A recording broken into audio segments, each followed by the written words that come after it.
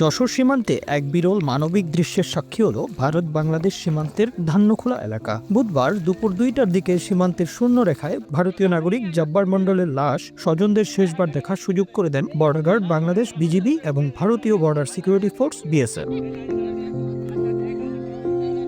ভারতের পশ্চিমবঙ্গের বাগদা থানার বাঁশগাটা গ্রামে বসবাস করতেন জব্বার মণ্ডল। বার্ধক্যজনিত কারণে তিনি 30 সেপ্টেম্বর মৃত্যুবরণ করেন। মৃত্যুর খবর পেয়ে বাংলাদেশে অবস্থানরত তার নিকটাত্মীয়রা লাশটি একবার দেখার জন্য বিএসএফ এর কাছে আবেদন করে। মানবিক দিক বিবেচনায় বিএসএফ বিজিবির সঙ্গে যোগাযোগ করে এবং পরবর্তীতে পতাকা বৈঠকের মাধ্যমে দুই দেশের সীমান্তরক্ষী বাহিনী শূন্য রেখায় লাশ দেখার ব্যবস্থা করে। এরপর সীমান্তে জড়ো হন স্বজনরা। কফিনে শায়িত প্রিয়জনকে শেষবার দেখে তারা কান্নায় ভেঙে পড়েন। স্বজনদের বুকফাটা আহাজারিতে সীমান্ত এলাকার পরিবেশ ভারী হয়ে ওঠে। পরে লাশটি দাফনের উদ্দেশ্যে ভারতে নিয়ে যাওয়া হয়।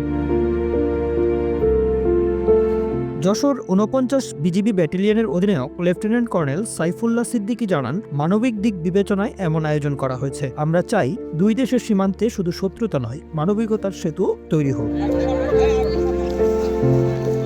এ সময় উপস্থিত ছিলেন ধান্যখোলা বিজিবি ক্যাম্পের কোম্পানি কমান্ডার সুবেদার সেলিম মিয়া এবং ভারতের 67 বিএসএফ ব্যাটালিয়নের মোস্তফাপুর ক্যাম্পের কোম্পানি কমান্ডার সঞ্জয় কুমার রায়।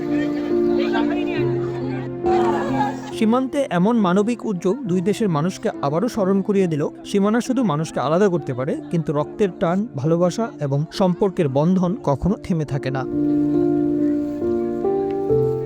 Bangla affairs news desk.